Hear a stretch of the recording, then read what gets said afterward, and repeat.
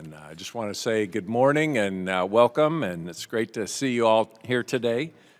Today we're meeting to discuss how the very elements that power our energy infrastructure, our manufacturing, and our defense industrial base are increasingly controlled by our greatest strategic rival, the Chinese Communist Party. Do we continue to buy Chinese minerals and increase our dependence on our greatest adversary? Or do we and our allies begin to mine and produce these critical minerals ourselves? When the Chinese government controls critical minerals, it then has the power to dictate what we say and what we do. This is because if we don't do what they want, they can turn off the flow of critical minerals and cripple our industry. This is not a theoretical problem. The Chinese government has weaponized the rare earth supply chain against the United States.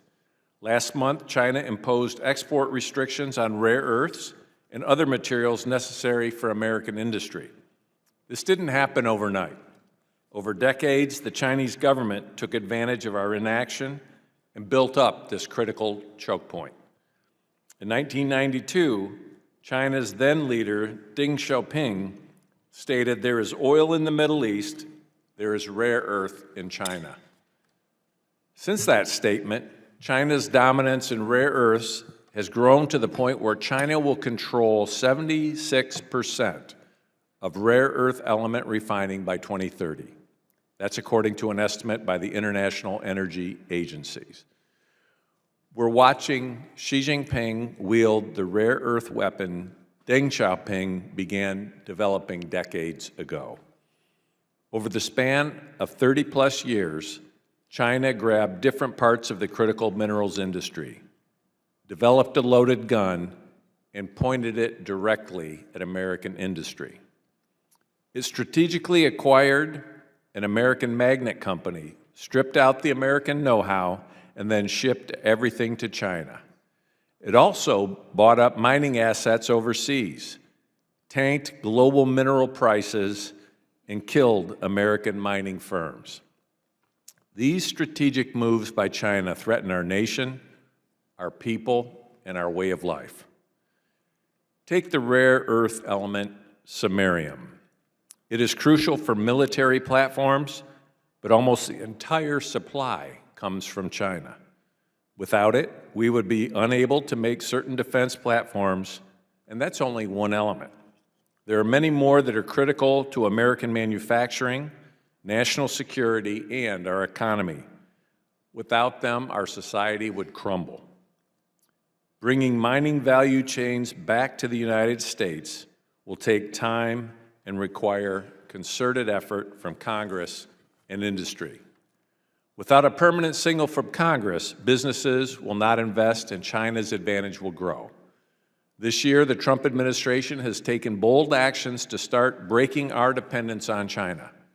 President Trump issued executive orders to unleash American energy and created the National Energy Dominance Council. He also strategically invested in U.S. companies, sending a strong signal to the market that the U.S. government will take on the CCP to prevent its long-term dominance of the critical mineral sector. In South Korea, in his meeting with Xi, President Trump brought the United States and our allies a crucial one-year opportunity on rare earths and other critical minerals, the export of which the Chinese government unilaterally restricted in October. The task now before Congress, the executive branch, private industry, and our many allies and partners around the world is to use this year and move quickly to disarm China's rare earths loaded gun before it can be fired again at the global economy. We need an all-hands-on-deck effort to maximize rare earths mining, processing, and manufacturing capabilities across the free world and end our mineral dependencies on China before it's too late. Last week, the committee released an investigative report on China's price manipulation. Prices are a crucial part of this industry because it tells customers how much to buy and investors when to invest. When China controls the prices, investors cannot make smart decisions and we will never have an American-centric mining industry. Today, we will hear from 3 dynamic American companies about the work they're doing to bring back these supply chains, the challenges they're facing, and the threat China poses to this process. And I hope our investigation and this hearing today will spur Congress to act and take bold, decisive action to bolster American supply chains. And with that, I now recognize Ranking Member Raja Krishnamurthy for his opening statement. Raja? Thank you, Mr. Chair. With the holidays upon us, I'd like to play a familiar Charlie Brown clip that we may all see next week.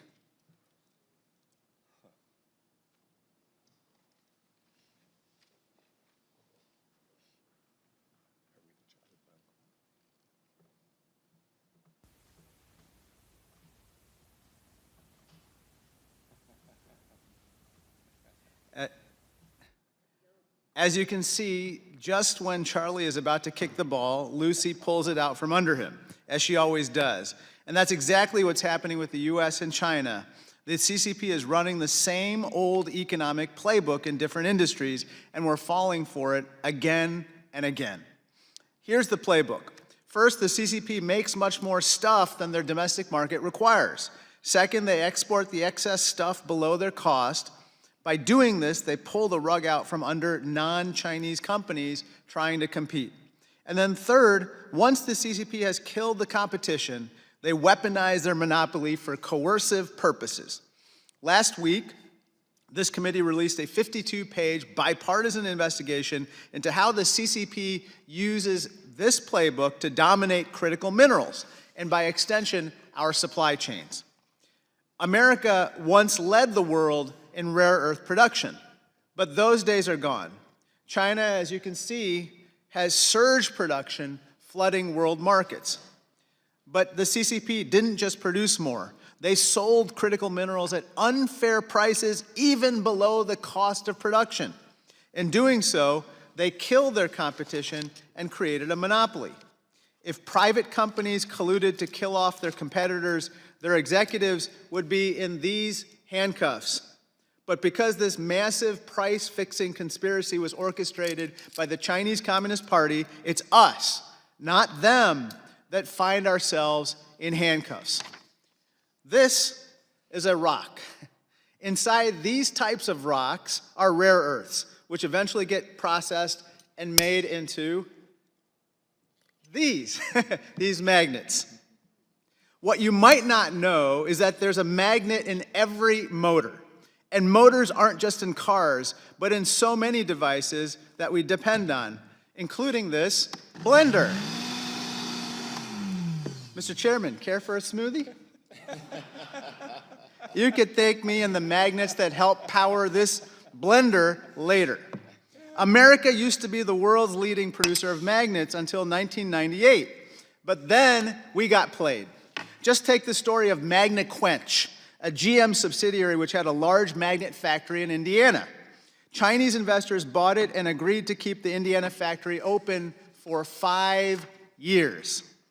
But 5 years and 1 day later, I'm not making that up, 5 years and 1 day later, guess what happened? They shut down the magnet factory in Indiana and moved all production to China. Here's a picture of this Magnequench factory in China.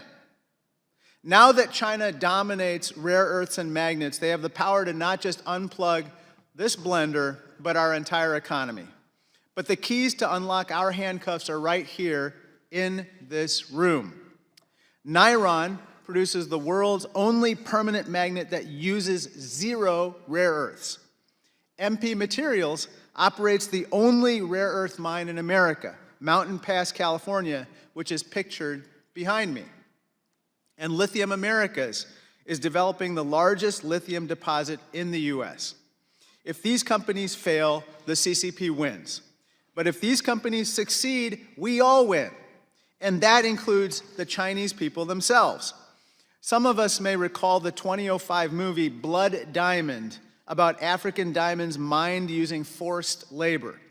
Well, it turns out the CCP is mining many of its critical minerals using Uyghur forced labor.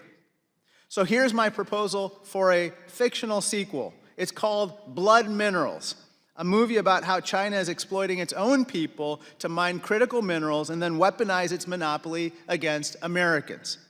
This is unacceptable. I think it's time for a Manhattan Project-like effort to end our rare earth dependency on China. But if we just increase production and not the tools and the talent, we won't solve the problem. We need to mine, refine, and train the workers who can do it. So let this investigation be our call to action.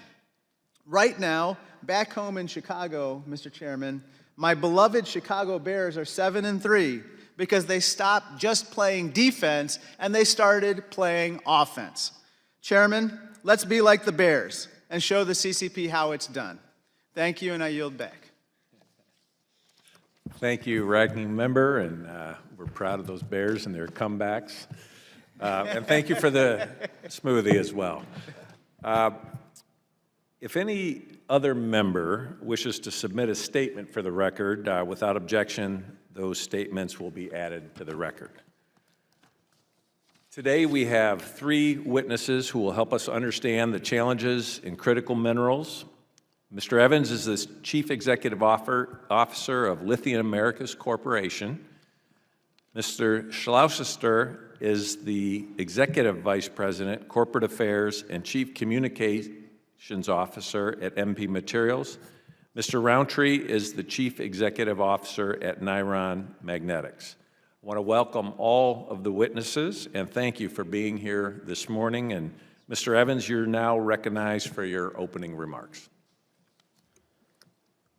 Thank you, Chairman Moolenaar, Ranking Member Krishnamurthy, and members of the committee for having me here today. I appreciate your focus on highlighting the Chinese Communist Party's domination of market manipulation when it comes to critical minerals. Lithium Americas is proud to be part of the conversation and the solution.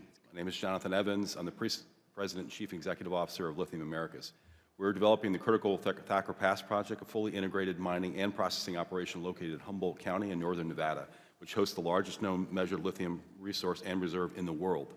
Thacker Pass is owned by a joint venture between Lithium Americas and General Motors. Our immediate focus is advancing phase 1 of the project towards production, targeting nominal design capacity of 40,000 tons per year of battery-grade lithium carbonate. Once online, phase 1 will increase U.S. lithium production tenfold and could meet roughly 20% of the U.S. processed lithium demand. We're grateful for the U.S. Department of Energy's $2.23 billion loan, which will help finance the construction and processing facilities at Thacker Pass. Together with our partners in administration, we are strengthening America's supply chain, creating high-quality jobs, and bolstering our long-term energy security and prosperity. Onshoring large-scale U.S. lithium production is not optional. Lithium is a critical element of national security, powering a vast array of defense technologies to sustain both resilient military operations and essential civilian infrastructure. Beyond its strategic importance, lithium represents a powerful driver of economic growth and energy independence, creating American jobs, strengthening domestic industries, and bolstering long-term energy resilience. Yet the United States remains dangerously dependent on foreign countries, including China, for this critical mineral. The U.S. currently produces less than 1% of the U.S. global supply of lithium. This is not merely an economic vulnerability, it poses a direct threat to national security. China, recognizing lithium's strategic value, has aggressively moved to dominate the global supply chain. From mining and refining to battery manufacturing, Chinese companies now control roughly 70% of the global lithium chemical processing capacity, using state-backed subsidies, and predatory pricing to suppress competition and cement their market dominance. I'll add they control over 80% of the battery production in the world. While the U.S. played a critical role in developing lithium-ion battery in the 1980s, China has since built the infrastructure and industrial base needed to dominate the global market and shows no intention of relinquishing that control. The CCP views dominance over critical minerals as a matter of geopolitical strategy. Through a coordinated, decades-long effort, China has systematically secured control over key mineral supply chains to shape their global markets in their favor. China now leads the global lithium industry, not only in mining and processing raw materials, but also in manufacturing critical components such as battery cathodes, electrolytes, and the batteries themselves. The CCP actively supports its domestic companies in acquiring foreign assets, offering them low to no interest loans and political backing to secure supply chains abroad. This pattern is evident across regions including Africa, Australia, and Latin America. To maintain its dominance, China has depressed global lithium prices to discourage investment by non-Chinese firms and to deter public or private capital from entering the market. Despite soaring demand and double-digit annual growth in lithium applications, this price manipulation has constrained the development of independent, transparent supply chains. Efforts by Western entities to establish transparent market-based price indexes have been undermined or displaced by Chinese-controlled platforms such as the Shanghai Metals Market and the London Metals Exchange, both of which are now controlled by Chinese pricing data. As a result, global financial institutions rely on distorted benchmarks, limiting Western firms' ability to secure financing and expand non-Chinese lithium supply chains. We cannot let the CCP continue to dominate critical minerals. We are thankful that President Trump, his administration, and Congress are focused on this, and that the U.S. government is partnering with companies like Lithium America to ensure a strategic global supply chain. Thacker Pass is the only fully permitted under construction lithium production project on U.S. soil. This project will put the U.S. on a path to self-sufficiency, but it's just a start. But developing projects like Thacker Pass is highly risky. The upfront costs for exploration, permitting, appeals, and community engagement are high, and the timelines are long and uncertain, which deter private investment. Targeting federal support, including streamlined and predictable permitting, timely resolution of appeals, and tools to de-risk early strategies can help ensure these projects are successful. The U.S. cannot compete globally unless important national projects can be built in a timely manner. The formal permitting and subsequent appeals process for Thacker Pass took nearly 5 years. We were actually considered fast-tracked, given the process typically takes 7 to 10 years in the U.S., which is among the longest in the world. Such lengthy, unpredictable, and litigation-prone processes discourage private capital from investing domestically. The federal government must also continue to explore financial support via low-cost loans and other structural financial instruments to help fund projects and attract private capital to co-invest. We also need to establish programs and tools that deliver true price transparency. Public capital markets are dissuaded from financing and supporting non-cap China-backed supply chains, given the global narrative has been hijacked by China and its pricing models. The same pattern appears in other critical minerals, including rare earths. Despite weak headline prices, China continues to acquire overseas lithium and other key resources, often at discounted valuations, reinforcing its market power. The U.S. can level the playing field by supporting a temporary minimum price tied to validated market price-based production costs. Today, China is running high-cost domestic capacity below cost, backstopped by subsidies, to flood this market and depress prices. In November, the CEO of CATL, which is the largest battery manufacturer in the world, admitted to this, telling Reuters that they were now stopping production at their mine as they achieved their goal of lowering lithium prices. Thank you again for this opportunity to speak to you today. Securing America's lithium supply is about far more than resource development. It's about safeguarding the nation's economic future, technological leadership, and national security. Thank you, Chairman. Thank you very much. Mr. Schlossiter, you may now proceed. Thank you. Mr. Chairman, Ranking Member, and members of the committee, thank you for the opportunity to appear. Since its inception, the Select Committee has made the security of America's rare earth supply chain a top priority. We deeply appreciate your leadership and the chance to engage consistently on this critical issue. I appear today on behalf of MP Materials, the largest and most commercially advanced rare earth producer in the United States. We own and operate Mountain Pass, America's only scaled rare earth mine and processing facility, which we rescued from bankruptcy in 2017. To restore the full supply chain, inclusive of mining, refining, magnet manufacturing, and recycling, we built Independence, the first fully integrated magnet facility built in the United States in a generation in Fort Worth, Texas. When MP was founded in 2017, America's supply chain was at a complete standstill. Today, after investing more than $1 billion of private capital into our U.S. operations, Mountain Pass is the world's second most productive rare earth mine and an indispensable cornerstone for a secure end-to-end supply chain in the United States. We've restored refining capabilities, produced the first rare earth metal in decades, and are commissioning full-scale magnet production. Our workforce has grown from 8, literally a team of 8, to nearly 1,000 people across California, Texas, and Nevada. In the coming years, MP Materials will invest another $1 billion to execute our public-private partnership with the Pentagon and deliver for our foundational customers, including General Motors and Apple, creating over 1,000 incremental new manufacturing jobs and scaling U.S. capabilities across every link of that supply chain. Your investigation makes incredibly clear what we have experienced directly at MP Materials. While China's industry is highly skilled and highly capable, its dominant position is both enabled and hardened by subsidies, price manipulation, and scale. In the early years of our business, we produced mineral concentrate at Mountain Pass that could only be sold into China, the sole market with the refining capacity to process it. We reinvested those profits to build U.S. refining capabilities at Mountain Pass. But as we prepared to launch, neodymium, praseodymium prices, the price of the key commodity, collapsed to levels below even China's lowest production costs. That predatory pricing destroyed incentives to invest, and it kept capital scarce. China's sweeping export controls this year were a significant wake-up call. They disrupted supply chains, triggered factory shutdowns in the United States, and they underscored an important truth. Rare earths may be a small upstream industry worth just tens of billions of dollars, but they underpin trillions in downstream economic activity and millions of jobs. Physical AI, robotics, advanced semiconductors, electric vehicles, blenders, everything. These are the industries that are the backbone of the US economy. This vulnerability created the conditions for urgent coordinated action.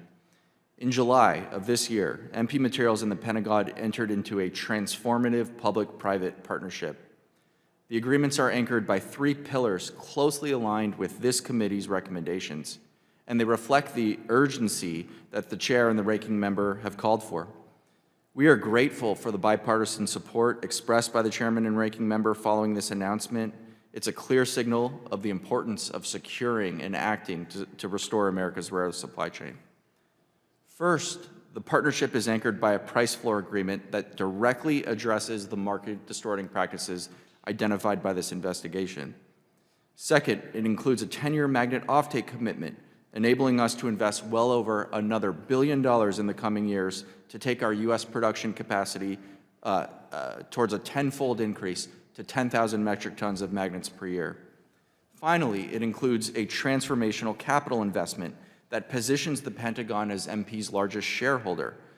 Now, this feature ensures that taxpayers share in the upside opportunity created by the partnership's features, including mechanisms like the price floor.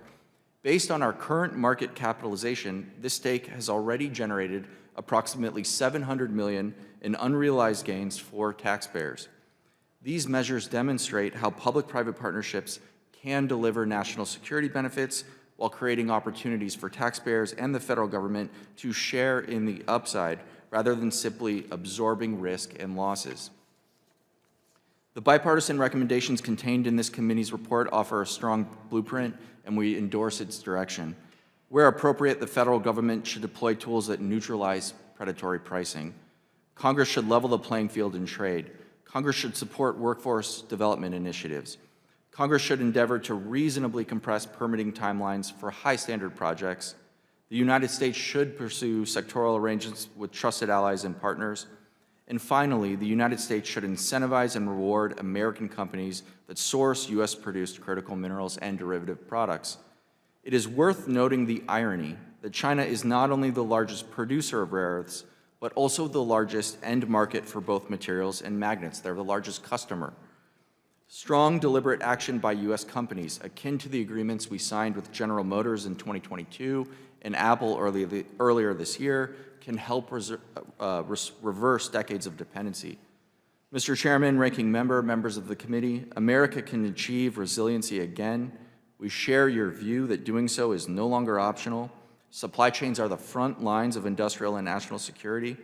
Beijing's escalation this year was a wake-up call. In the near term, its actions were disruptive and costly, but they may ultimately prove to be a strategic miscalculation. If we respond with sustained resolve, these actions can become a catalyst for rebuilding a secure, competitive supply chain that takes this issue off the table once and for all. Thank you for your attention to this urgent issue, and I look forward to your questions. Thank you. Mr. Roundtree, the floor is now yours. Chairman Moolenaar, Ranking Member Krishnamurthy, and distinguished members of the committee, thank you for inviting me here today to testify. My name is Jonathan Roundtree, and I serve as CEO of Niron Magnetics, a Minnesota-based company that manufactures the world's first commercially scalable, high-powered permanent magnets, free of any rare earth elements. I'm proud to report that we're already producing magnets for customers across multiple sectors at the ton scale. I'm grateful for the strong bipartisan support in Congress and the administration for the strategic value of U.S. manufactured magnets that eliminate foreign dependencies while strengthening domestic industrial capacity.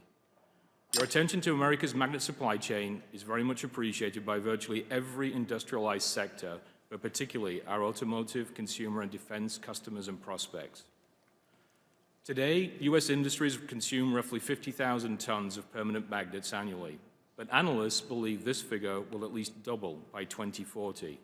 However, current U.S. manufacturing output is no more than 10,000 tons. This import dependency touches virtually every congressional district, as robots, smartphones, medical devices, and advanced weapons systems cannot function without these materials. The Chinese government has strategically pursued its market position to gain leverage over critical supply chains that drive enormous global economic activity. Over the last 30 years, Chinese companies have exported low-priced rare earth magnets to global markets benefiting from state subsidies and non-market economic structures. China now controls 90% of global rare earth processing and magnet manufacturing, rising to over 98% for the most strategic heavy rare earths, and until only very recently, U.S. magnet production capacity had collapsed.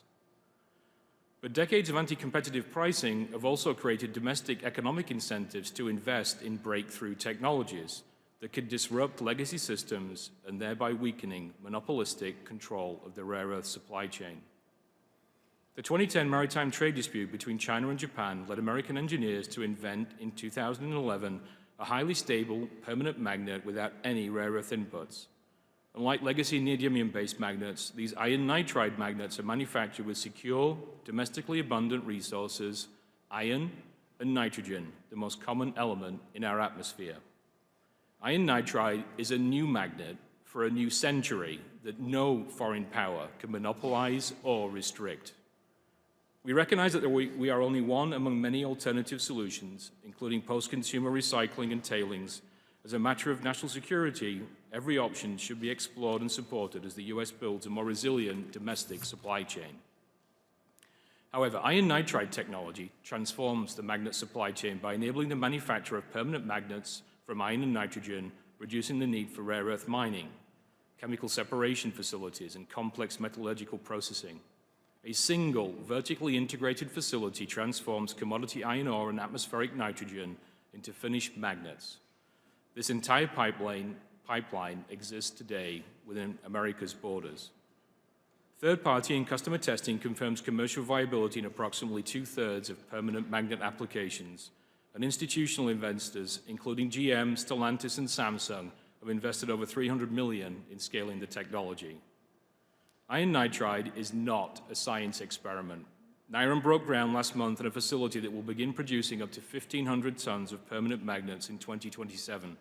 We're actively evaluating sites for a second 10,000-ton per year facility. This domestic production capacity serves American automotive manufacturers, technology companies, defense contractors, and energy firms with reliable supply while creating hundreds of highly skilled manufacturing jobs. The United States already has everything needed to build a secure, resilient, and diversified magnet supply chain. To accelerate this transition, I respectfully urge Congress and the administration to consider 5 concrete actions. 1, to establish federal procurement preferences for domestically manufactured magnets. 2, extend Title III of the Defense Production Act and similar authorities to alternative magnet technologies alongside rare earth processing initiatives. 3, create tax incentives that level the playing field for domestic producers without picking winners among competing technologies. 4, direct federal agencies to prioritize supply chain security over short-term cost savings. And 5, provide import tariff exemptions for manufacturing equipment from allied trading partners. American industry and innovation have produced proven solutions. Federal policy must now align with strategic necessity. Thank you. Thank you very much, all three of you. And now we'd like to move to questions. And as we've discussed, last week our committee released an investigative report highlighting that the U.S. mining and refining capacity is limited in part because China has manipulated critical mineral prices for decades. And the Trump administration's recent deal with China essentially gives the United States and our allies about a year to become less reliant on Beijing for critical minerals. Given that mining and refining operations traditionally take years and years to bring online, It's our belief that we need to act quickly and act now. And what I'd like each of you to do, and maybe start with Mr. Evans, is to describe what are the current barriers that you're facing, financial and otherwise, and how can we work with you to speed up the process, given this timeline that we are working with? Thank you, Mr. Chairman. One of the largest barriers that we have to level the market is price transparency. I think you've heard the same in rare earths. Lithium is no different. They followed the same curves. In our industry, pricing is just starting to go up after coming off a high about 2 or 3 years ago. Now it's about where it was about 5 years ago. I know rare earths fairly well as well. If you look at ones like dysprosium, you would think it'd be all-time high pricing given the situation the global economy is facing outside of China, and it's in the same situation. Price discovery and fair pricing attracts private investment. The partnership between the U.S. government and private companies can actually be enhanced that way. The ball has started to roll already with some of the programs and some of the assistance programs that both Lithium Americas and MP Materials now are enjoy. The other issue is around permitting. Just as it takes the difficulty getting actually financing done, permitting timelines in the U.S. are very, very long. If you're a private investor, you're going to look at market conditions and market growth potential, but you're also going to look at when am I going to get my money back? If permitting takes 10 years or 20 years, and there are projects in this country, I will point out in copper, in Resolution, I think that's been around 15 years in development. It's a very large copper deposit. Uncertainty around permitting timelines makes people go away. I've had pension funds and others ask us in our financing process, are you fully permitted? When we weren't, they said, come back and tell me when you are. So those two legs are very, very important. The third thing I believe is actually programs like we're being discussed today and are actually already in place. Public-private partnership is important. The government needs to give a signal, and it's the government's job to actually determine really what's important for this country down the road. This is no different than the space race. If you look at the problems that the Johnson administration had convincing the American public to keep funding the space race over the 60s, it was difficult.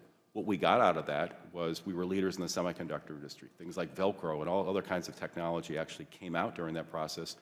Semiconductors were $1,000 each in 1960. By 1970, they were $1. And it spurned huge economic growth and leadership globally that the U.S. enjoyed. We're in the same situation here. All of the technologies we talked about are in everything in this room. Your blender, your phone, your computer, our defense systems. We need to respond, but we need to be on a level playing field. The industry and the capital markets need to understand what true pricing and true cost is. That'll attract financing, and the government definitely needs to give a signal. And we need to be able to build things in this country again.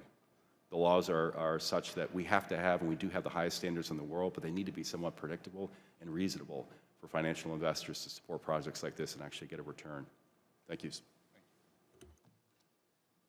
Thank you, Mr. Chairman. 6 months ago, the thing that we were most worried about at MP Materials was the predatory pricing identified by your investigation, and it was an issue entirely outside of our control. That changed entirely with the inking of our transformative public-private partnership in July. This issue has effectively been taken off the table, and it's now incumbent on us to execute and act, and we take that responsibility incredibly seriously. The truth is there's no silver bullet here. These issues are complex. All of the committee's recommendations in its bipartisan report are important to execute on. There isn't one individual thing that will solve this in and of itself. But I would highlight that products do need markets. And I think what the Congress can do is both incentivize and aim to reward companies, large downstream end users, that give procurement preferences for US-made critical minerals and derivative products. There is enormous aggregated buying power in the downstream of the American economy that can compel a lot of activity, and that can happen in the private sector. And again, I would applaud the efforts of General Motors in 2022. We would not have a rare earth factory coming online in Fort Worth, Texas, were it not for them acting in 2022, well before this issue was in the mainstream. And I would also recognize Apple for doing so with us earlier this year following a 5-year relationship. The second thing I would advise is that between our closest allies and trusted partners, countries like South Korea and Japan, Australia, we can work together to have the right resources, the right processing capabilities, and the right markets to create real resiliency. Right now, we need to bring supply online, but as that supply comes online, we have a lot more optionality, and I think our efforts abroad can be a lot more effective. Thank you, Chairman. At Niron, we've had incredible government support over the last decade to develop our technology. And every time we've received that support, we've been able to use that to catalyze private investment. And so it's been a great public-private partnership. For us, the biggest impediment right now to scale is capital. And so here we need access to loans, grants, and other vehicles that would help us to catalyze that private capital to build our capabilities. Niron's technology is based on iron and nitrogen, and so we have inherent cost advantage in terms of our input raw materials. But magnet making, as you've seen, is a very competitive market. And so for us to be competitive, we need to be at scale. And so here, help and support to get to that 10,000-ton scale is critical. A 10,000-ton plant for us is a world-scale magnet factory. That's the size of factories typically in China. And so at that scale, we were designed and developed our technology to compete head-on with China and really provide, secure, reliable magnets to every industry that's critical and how it enables. Thank you. Thank you. Now I'd like to recognize Ranking Member Krishnamurthy. Thank you, Mr. Chair. I want to show a picture from 1973 when OPEC, a group of oil-rich countries in the Middle East, imposed a total oil embargo on America. Millions of Americans were left with empty tanks, and our economy nearly ground to a halt. This lesson was not lost on the CCP. As the chairman mentioned, 20 years later, Deng Xiaoping, the former leader of China, said, quote, "There is oil in the Middle East, there is rare earth in China." Mr. Roundtree, the CCP saw America's dependence on Middle Eastern oil as a model. And the CCP copied this model to control rare earths and induce American dependence, right? Yes, it's similar, but it's a little bit different because they didn't embargo a country here. They have a licensing system where individual customers have to apply an onerous process sharing a lot of sensitive information to basically obtain a license that only lasts for 6 months to obtain those magnets. And so sharing a lot of sensitive, American IP. Let's take a look at one important rare earth compound where the CCP used their playbook. Let's look at a material called NdPr oxide, which is essential in permanent super hard magnets. It costs Chinese producers roughly $50 per kilogram to make NdPr. $50, that's the key number to keep in mind. When the US tried to make our own NdPr, let's see what China did. They slashed the price from roughly $170 per kilogram, as you can see here, to about $49 per kilogram in 2024. And that's, now $49, Mr. Slouster, that's less than the $50 cost of production, right? Correct. That's not a coincidence. This steep decline happened immediately after the CCP met to discuss the price of NdPr and then ordered Chinese producers to flood the market to drop the price. But that's not the only mineral the CCP has targeted. Let's take a look at samarium, which powers heat-resistant magnets and guidance technology in our critical weapon systems, such as the F-35, the Tomahawk cruise missile, and the Stinger missile. The CCP controls nearly all of the world's supply of samarium. And just like with NdPr, they've used that control to drop prices so America cannot compete. Just look here.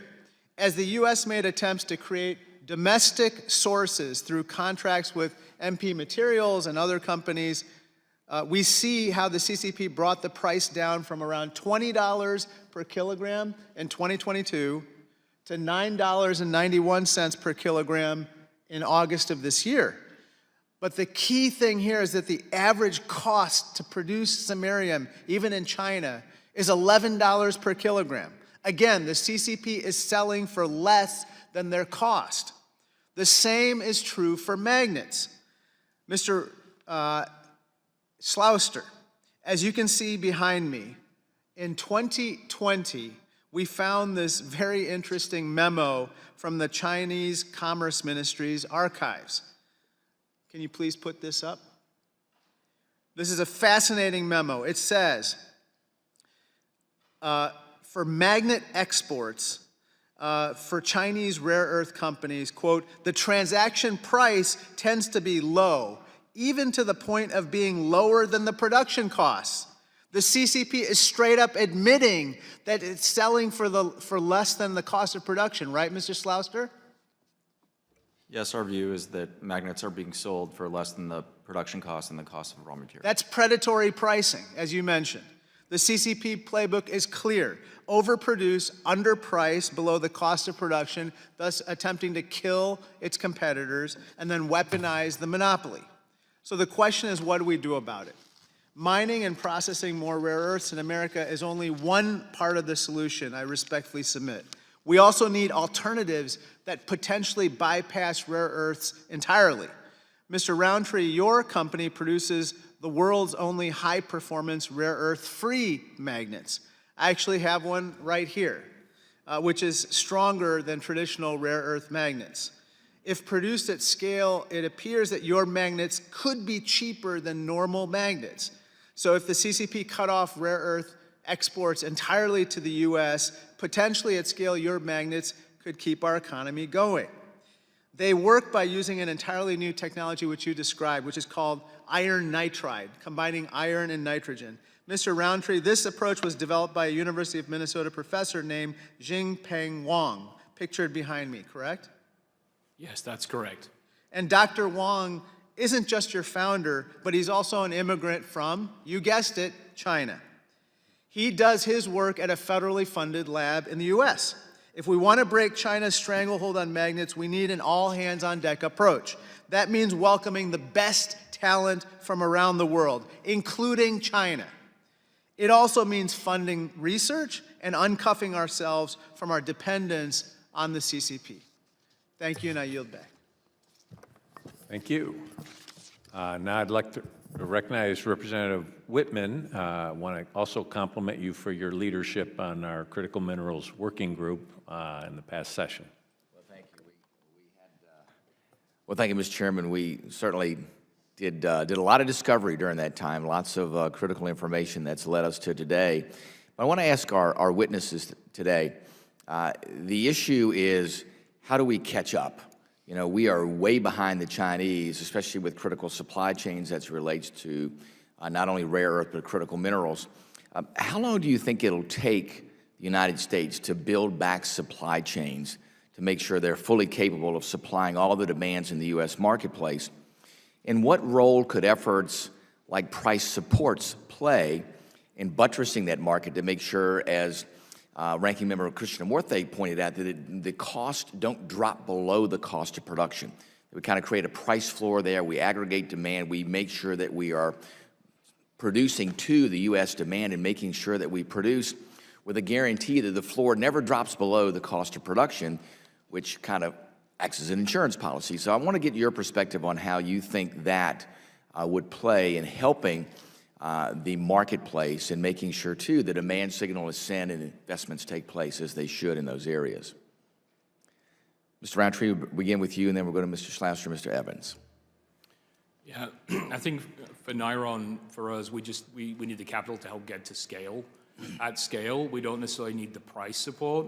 What would help us is offtake agreements, right? And we are scaling up our technology as quickly as possible to get to that 10,000 ton where we can really move the needle on magnet supply. But we're going to need all of the above solutions to really accelerate out of this challenge.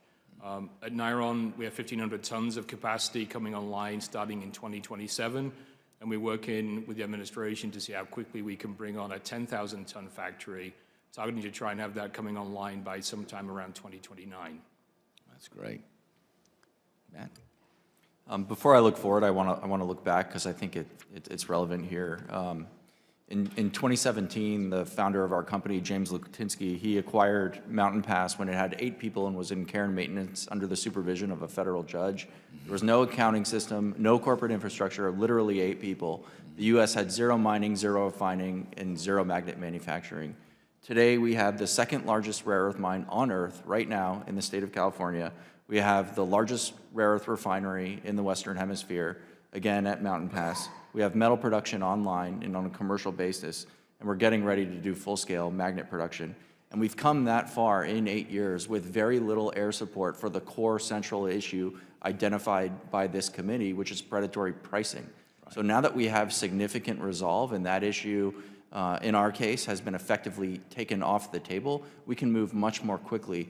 The key missing link in the supply chain today is both increasing domestic magnet manufacturing capacity, which we're on pace to get to 10,000 tons by 2028, and certain heavy rare earths, which are essential in small quantities to the production of those magnets, which we're working on via our public-private partnership. So I do think, now that this issue is well understood and there's a lot of resolve, we are a lot further today than we were 3 years ago, and I think 3 years from now we'll be even further. That's great, thanks. Jonathan? I think price discovery is very important. At the end of the day, what's happening here should be an obvious solution for public capital or private capital actually finance this. But what we've seen here, and lithium is no different than rare earths, is that economics and the science of economics is being bent to China's will. That has dissuaded private capital coming off the sidelines. I think putting in, as we mentioned, as the report actually recommends, price discovery to help redefine and take over the narrative is going to help. On top of that, there are tools that we have in place already with tariffs and other anti-dumping things that can be triggered if the Chinese misbehave. Finally, as mentioned here before, I think globally that'll help spur more development, including even investing in the United States. Allied governments like Korea and Japan have very little critical minerals or rare earths, so they have invested abroad for years with firms like JOGMEC, which is part of the Japanese government, which helps fund, and they typically take small investments, but the biggest issue we have in the United States is the upfront cost. So building a facility like MP Materials has or is already built, like we're actively in construction and you're all welcome to join, we have 900 workers on site right now, is much more expensive than building it in China for obvious reasons. We follow rules here and laws. We're investing money actually in the community. It's a holistic, it's a long-term generational asset. But overcoming that, no different than semiconductors, you need clear market signals for private capital to either come off the sidelines and finance it on its own or in concert with the government. Once the facilities are in place, these are world-class facilities. We can compete on a global basis when the level playing field, but upfront, actually getting the capital costs actually financed has always been a challenge. Very good. Thank you, Mr. Chairman. I yield back. Thank you. Representative Stevens. Thank you, Mr. Chair. I come from automotive land in Metro Detroit, and as Mr.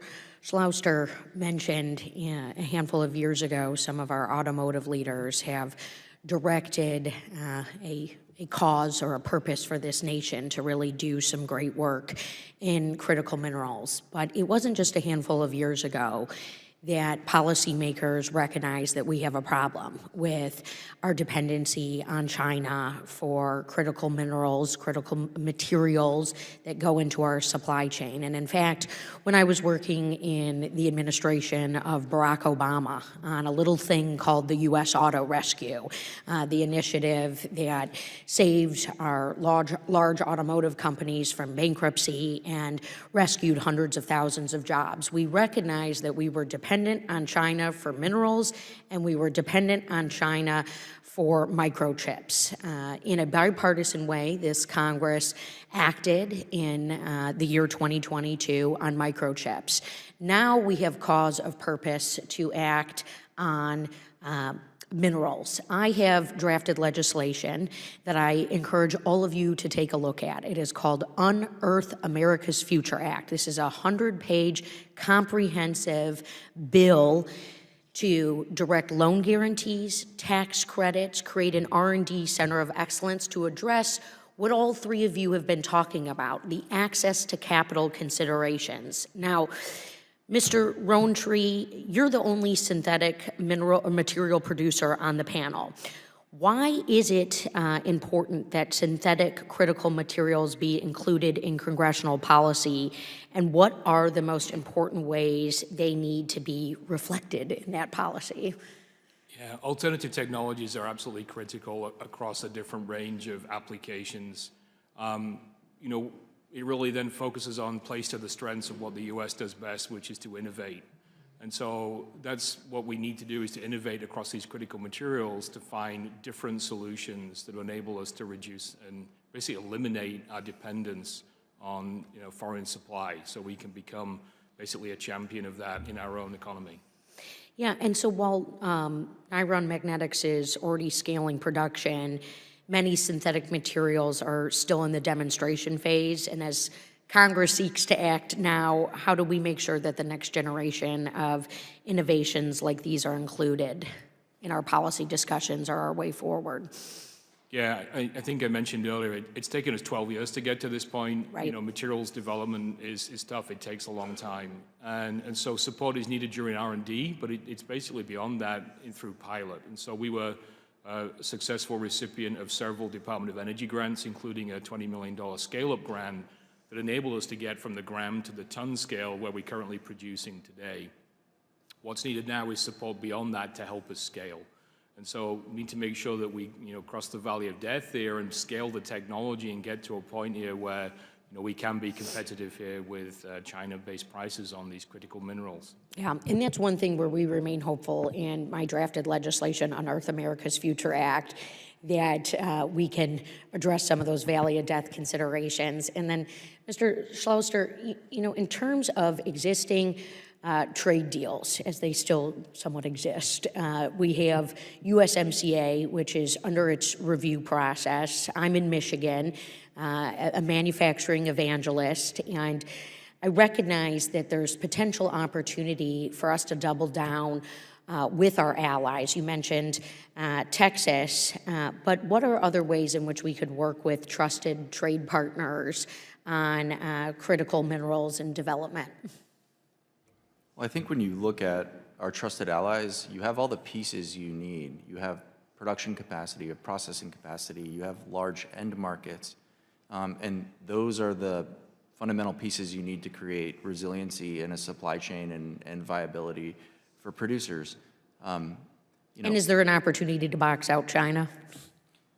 We need supply online. That's the most urgent thing, but as we bring supply online, I think there's an opportunity to work with partners to create resiliency and create the outcomes we want in terms of recognition of market economy costs, recognition of standards that are acceptable, and I think those are things we should be pursuing. Yeah, thank you. And I'll just conclude by saying that the purpose and point of this hearing is to direct American strategy to give us leadership. Of course, I've pitched my own bill many times, and will continue to talk about it until I'm blue in the face.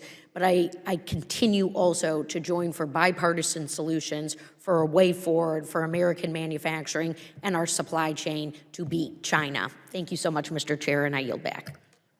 Thank you. Representative Nunn. Well, thank you, Chairman, and thank you for the panel for being here today. Talking about rare earth minerals, you have laid out just a stark intel brief on what we face right now. We highlighted here that China now refines 85 to 90% of all accessible rare earth minerals. They control 90% of the magnet production, 80% of battery production, owns or influences the majority of foreign mines owned in the United States. And it's not just the rare earth minerals, it's critical minerals. Things from the F-35 fighter jet here in the United States that require 920 pounds per fighter of rare earth minerals just to be successful, all the way to the fertilizer that helps grow things in my home state of Iowa. Now, whether you're a fighter pilot or a farmer, this is some grade A bullshit. We know that the Chinese have the ability to not only control it, but cut it off when they want. The challenge that I think going forward, and my colleagues from the Midwest have pushed forward, is being able to identify critical elements that we can have here in the United States. First and foremost, we were successful with the Trump administration moving forward both potash and phosphates, components critical for input costs for fertilizer. Not only being able to provide our own food supply, but driving down costs for consumers. We built our entire society around these fundamental resources, and when they are cut off, we don't have a backup plan. Now, one of the things that we have known that has been successful is that we need a strategic reset, and it was mentioned by both my Democratic and Republican colleagues here, an opportunity to go back to that World War II mentality of a whole-of-nation approach. This year, we're going to be looking at the Defense Production Act, ways that we can aggressively get after competing with Chinese state-backed subsidized ownership and competition in this space. And while it was passed in the 1950s, it provides the United States the ability to have a strategic engagement against China in these critical areas. The facts are bleak. China is beating us and controlling the entire market, but nothing can outpace or outperform America's ingenuity or innovation in these space. I want to thank our panel for being here and get to the facts of this. Now, Mr. Gloucester, you and your company have worked with the administration in using the Defense Production Act to help prioritize a couple of things. Let me ask this. Has it helped your company move faster and be more competitive against China? Absolutely.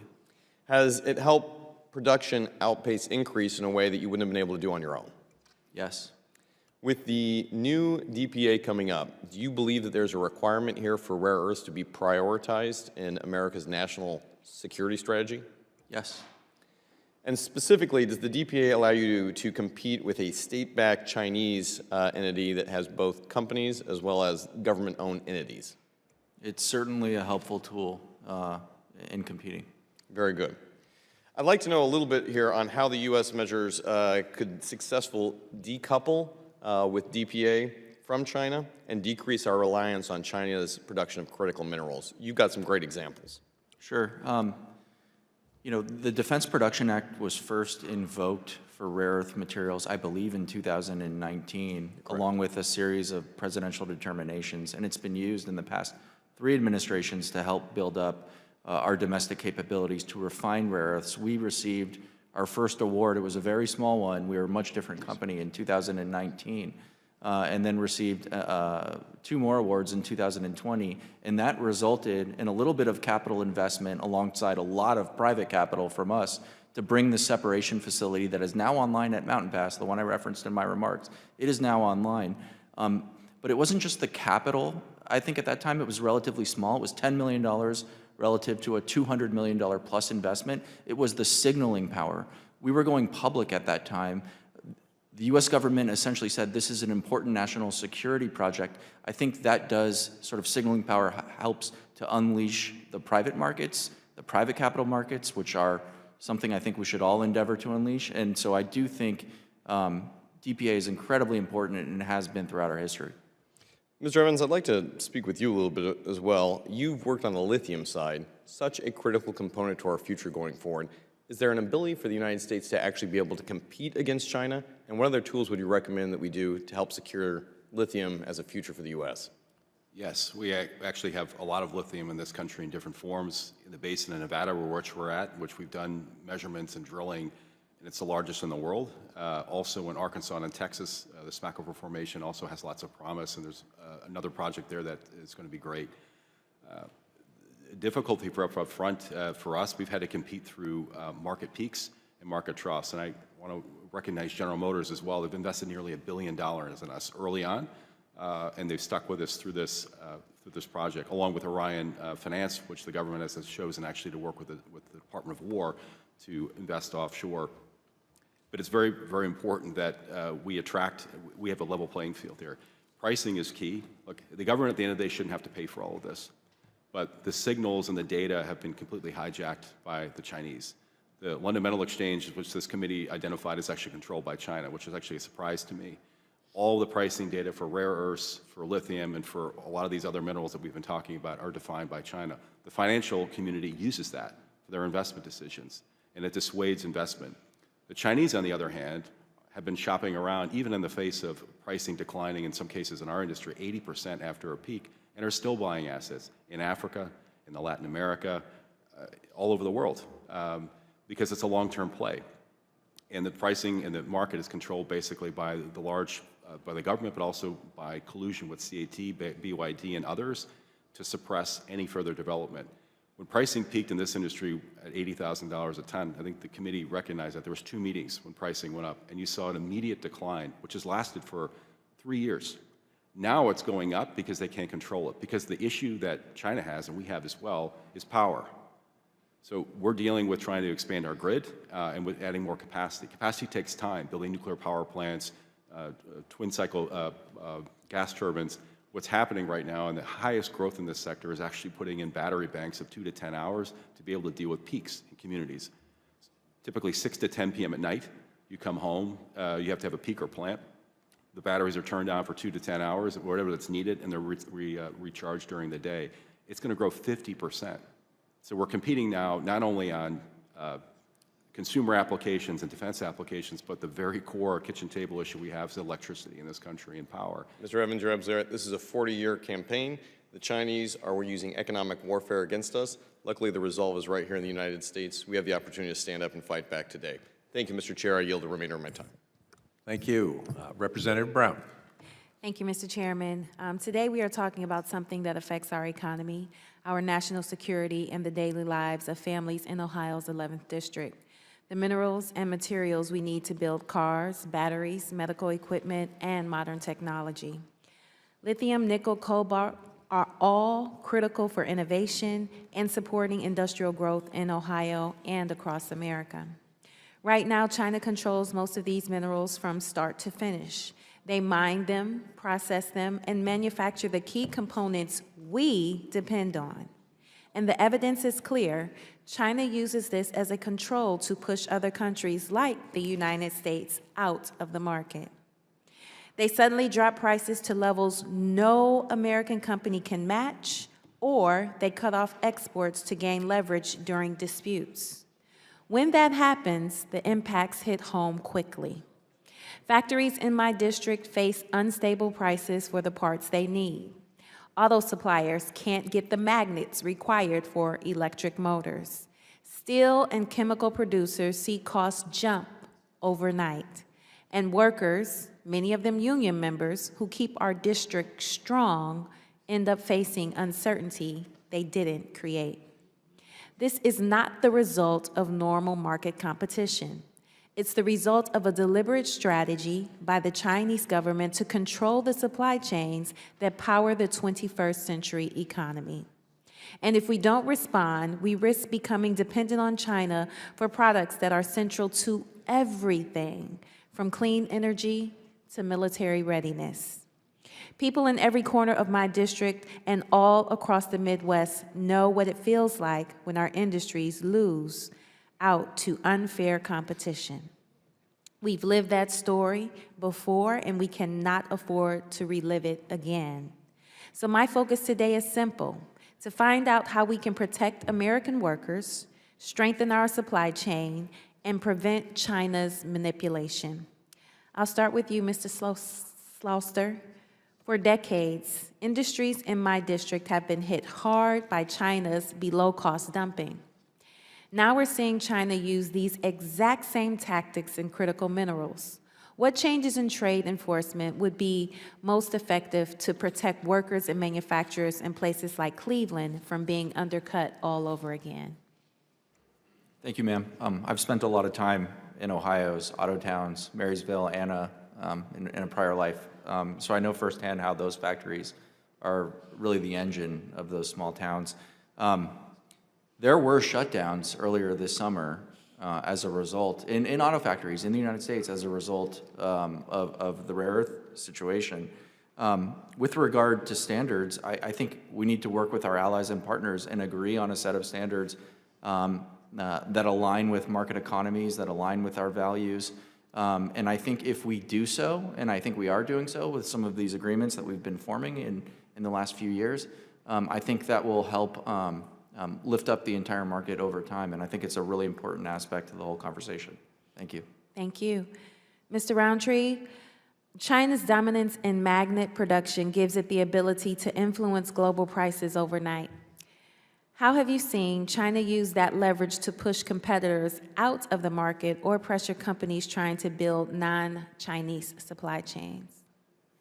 Yeah, I think when you look at the pressure, the low prices, but it's really around getting the capital or attracting the capital that we've heard to scale, alternative technologies.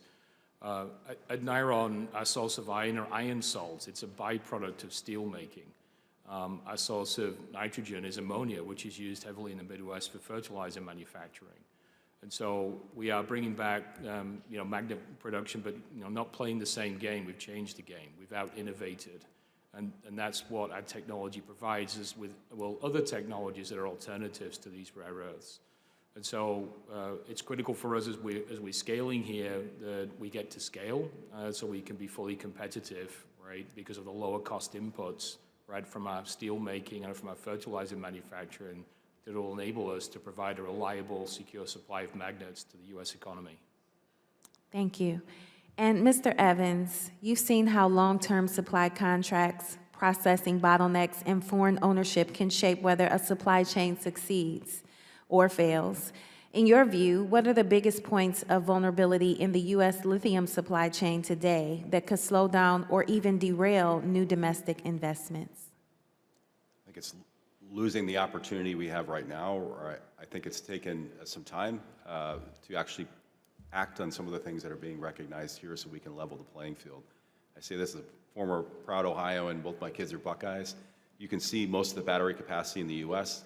between the Southwest, with a huge chunk of it going in the Midwest because of the skilled workforce and excellent universities that they have. If we take our eye off the ball, I think the chairman mentioned we have a year now, and revert back, it's exactly what China wants us to do. We can set ourselves in a situation where not only we can actually develop the raw materials and the intermediates needed to actually fund supply these facilities. In our case, in the Midwest, you've seen potential structures that have been set up where the Chinese want to set up facilities. But the issue with that is they want the good stuff, the family jewels, they want to ship in this case, cathodes. Cathodes and anodes, basically, which is the high-tech part of it, they wanted to ship in and basically just do assembly in the United States. That's not the way it works in China. I spent a large time of my career in and out of China, and you have to bring everything with you. We have the ability to actually build the entire supply chain here, but it all starts with leveling the playing field. OH. I.O. Thank you. And with that, Mr. Chairman, I yield back. Thank you. Representative Johnson. So the report released from this committee proved what we all have known to be true, which is the Chinese Communist Party has been engaging in textbook anti-competitive behavior, overproduction, dumping, government subsidy of those arenas, those industries. And of course, we've seen it very acutely in this critical minerals space. And as a free market Republican, I think about, well, okay, what can we do to try to push back on China's attempts to gain a near monopoly in the critical minerals arena? The U.S. government has taken an equity stake, Mr. Slouster, Mr. Evans, in your companies. That's not normally the first place my mind goes to what our government should do. I'm open to the idea that, as the ranking member said, we need a Manhattan Project approach, and maybe unusual times call for unusual tactics. But what can you say that would make me feel a little better about the government owning a piece of your companies? Well, thank you, sir. This is a very important discussion to have. Free market capitalism is the engine of our economy, no doubt about it. But I think the reality is today we are not operating in a free market.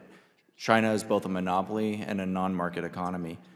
The most important features of our agreement, and I do think, with respect to some of the other agreements that have been discussed, ours is very, very unique.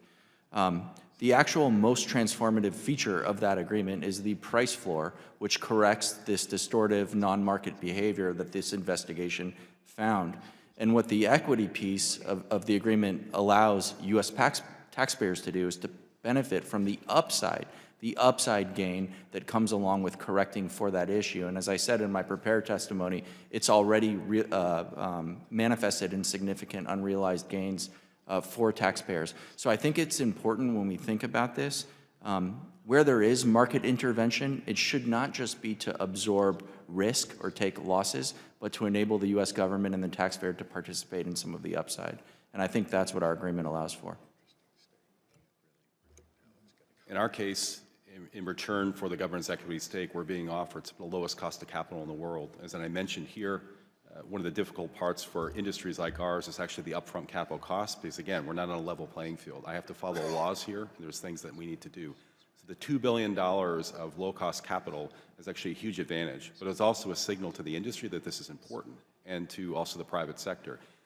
That loan, which was under process, which took about 2.5 years to go through the whole process, attracted General Motors, which put in a base investment and actually became a joint venture partner, and also attracted Orion, which, again, the U.S. government's working with offshore to develop mining projects with the Department of War.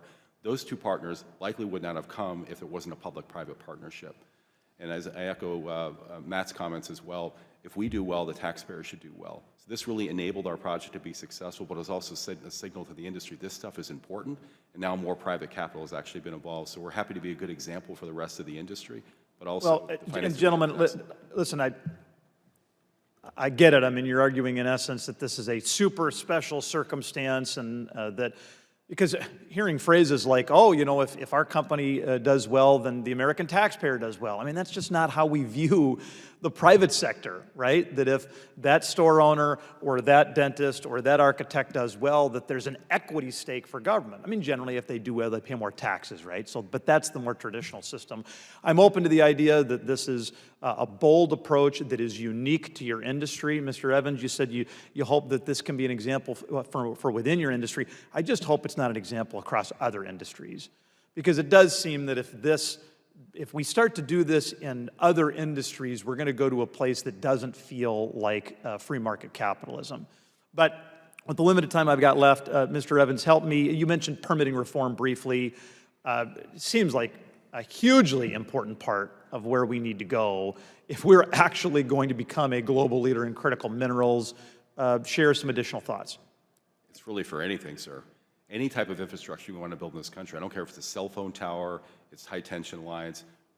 We're under the same laws, NEPA laws and so forth. And look, we need to have very strong regulations in this country, but a lot of the regulations were actually struck and cast when we were in a time where we were dealing with an opposite problem, which it was overgrowth in housing, overgrowth in industry, and so forth.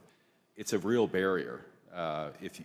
The goal of all of this is to have private sector come forward, but they need certainty around things. Our process was 5 years. Look, and I was sued. I was permitted by the Trump administration, and 1 week later, I was sued. And I was stuck in court for 4.5 years. I went through a formal appeals process. I went through an appeal process on top of that in California and the circuit court. And part of the issue behind that is the groups that actually do that, they know they're not going to win. They just want to slow you down and hopefully bankrupt you because you're not going to get any financing. And this faces our whole country. And we're at a point now where we have to grow. We have to put important infrastructure in place. Can you imagine building the interstate highway system today in this country? You would never get done.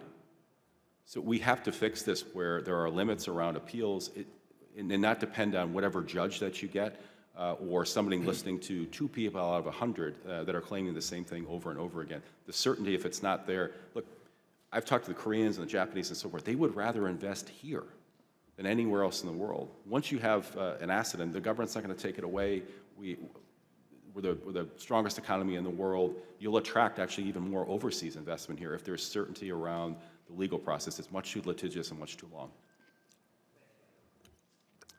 Thank you. Representative Stanton. Thank you very much, Mr. Chairman. Thank you for holding this important hearing. Arizona is now the semiconductor hub of the United States of America. The CHIPS and Science Act has delivered more than $11 billion in federal support to our state in this critical industry. Those investments are going to create 38,000 new jobs anchored by major expansions at Intel and the historic $165 billion commitment from TSMC. These facilities do not exist in isolation. They sit on top of a supply chain built from dozens of upstream inputs, including gallium, germanium, antimony, cobalt, and other critical minerals that make modern chips possible. The Chinese Communist Party holds overwhelming control of that upstream supply chain. China refines the heavy majority of these minerals. In some cases, such as with rare earth elements used in F-35s at Luke Air Force Base and in the magnets that power electric vehicles, their dominance is close to total. This translates to leverage. Last December, Beijing restricted exports of gallium, germanium, and antimony in retaliation for U.S. export controls. These actions disrupted global markets overnight, and they were a reminder to every advanced manufacturer in the world that the PRC can tighten the spigot whenever it chooses. This is not an abstract threat for my state of Arizona. Our semiconductor industry, our defense installations, our EV manufacturers like Lucid Motors, all depend on reliable access to the minerals China has spent decades cornering and manipulating. We are also watching a global race unfold in clean energy. China has reached a point where it installs more renewable power each year than the United States and Europe combined. It is nearly double the world in solar capacity. It produces close to a terawatt of renewable energy capacity annually. These are staggering numbers, and they give the PRC an enormous economic advantage. This matters to Arizona, where solar already provides almost 14% of our electricity, and where domestic manufacturing is expanding but still lacks a full supply chain. Energy markets and mineral markets are now inseparable from national security. This is defense industrial bases and our clean energy deployment. We don't need to be provocative to recognize the risk. We need to be realistic and clear-eyed. There is a practical path forward. We need to build regional supply chains, expand processing and refining outside of the PRC, and support upstream diversification with our allies. We need to deepen cooperation with our partner in the Americas and Indo-Pacific, and we need to make targeted investments that reflect the scale of the challenge. That's why I work to include the intent of my Semiconductor Supply Chain Security and Diversification Act in the House Foreign Affairs Committee's DFC reauthorization. Strengthening the DFC's authority to invest in semiconductor supply chains is a bipartisan step we can take right now. The United States should never be in a position where a single foreign government can threaten our economic security or undercut the industries at the heart of Arizona's growth. The stakes are straightforward. If we want to maintain our leadership in semiconductors, protect our national security, and compete in a global clean energy economy, we can't afford to let the PRC's dominance harden into permanence. Mr. Evans, we have companies in Arizona, from semiconductors to EVs, that need reliable lithium supply. What's the realistic time frame for standing up non-PRC processing capacity if the U.S. and its partner actually move with needed urgency? Our project actually started in 2007. It's been 18 years. Our company took it over in 2016. So these are very lengthy processes. We're lucky that we're blessed with a lot of these critical minerals in the U.S. They're not going to get out of the ground, though, unless we have reform around permitting, unless we have government support for price transparency to attract private capital. And then in the case of a lot of things we've been talking about here, grants, other financial instruments that we can pull in place to help spur things along, it's going to take many years. Luckily, though, we have our allies. There are deposits like this in other countries, in other like-minded countries like Canada and others that we can collaborate with. But we've got to start the ball rolling now. What you see here, I think, is a great start, but it's certainly, we're not done. All right, thank you very much. Thank you, Mr. Chairman. This is a very important hearing. I yield back. Thank you. Representative Dunn. Thank you very much, Mr. Chairman. Mr. Roundtree, in my district, Florida State University recently established a Center for Rare Earths, Critical Minerals, and Industrial Byproducts. Now, FSU is also the home to the National Magnet Lab. I'm sure you're familiar with your business. These are very special high-power magnet labs. They exceed field strengths of 30 Tesla. Recently, they've been researching and reporting on separating rare earths, critical minerals, not all of them, but something like 24 of them, from the tailings of old burned-out phosphate mines. These are phosphate mines that haven't been used in decades, but the tailings are still there, and they just reprocess them with magnets instead of chemical processes and smelting. Are you familiar with this process at all? I am not familiar with that process. I am familiar somewhat with the companies that are trying to do that. And, this is another alternative, right, where we can take tailings and basically rework those to provide some of the mineral supplies that are critical here in the U.S. Either of you gentlemen familiar with that process? It's new research, and I mean, I don't know much about it myself. I am, sir. In general, the principle of extracting critical minerals of various types, including rare earth elements from industrial byproducts, it's interesting technology. The challenge is that in many cases, the concentration of the rare earths in these byproducts are in the hundreds of parts per million versus in the ground at Mountain Pass, the second largest rare earth mine in the world, it's 60 to 80,000 parts per million. So the amount of stuff you need to move to get what you want to process becomes challenging, and that's where these advanced processing technologies like that you referenced come into play. And I do think it's an interesting area where we should continue to. I was interested in too. And maybe Mr. Evans, you could answer this. Can you see how companies like yours might benefit from public-private partnerships with academia, institutions like FSU that do research in these areas? Yes, sir. We're actually working with the University of Nevada at Reno. We work with Colorado School of Mines, with Penn State. It's an important bridge between business and academia, not only for a pipeline of new students or new employees through students, which we do actively with internships, but also on new innovative ways, whether it be from recovery out of like tailings for phosphates, or in the case in our industry, optimizing process steps to lower the cost. At the end of the day, all these industries, you want to set them up that they're world-class, so they compete on a global market. When I read the research, I was interested. It looked like it might be a way to quick jumpstart the process, because we know how difficult it is to mine in the United States of America. Also, Mr. Evans, if our goal is to encourage domestic mining and refining, how should we structure our production tax credits or price supporting mechanisms so that we don't accidentally re-engineer our dependence on China, and we actually do, in real life, incentivize domestic production? 45X was helpful for projects like us.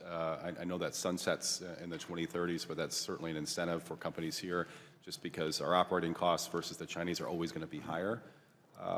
I think price discovery helps in that we need to redefine the narrative and get the financial community also as well to look at those types of things for investment decisions. Things like stockpiling in our industry aren't as necessary, but things like anti-dumping or tariffs, if the Chinese continue to behave this way, are helpful tools in the meantime. I think the complexity around some of the products that we talked about here as well, like today, a lot of the lithium that China has, it's all contained in the batteries. So you can tariff the batteries, which I believe we do, but as processing gets stood up in the U.S., look, we're mainly a chemical company, to be honest with you. If you look at the capital, I hope we follow your advice on this.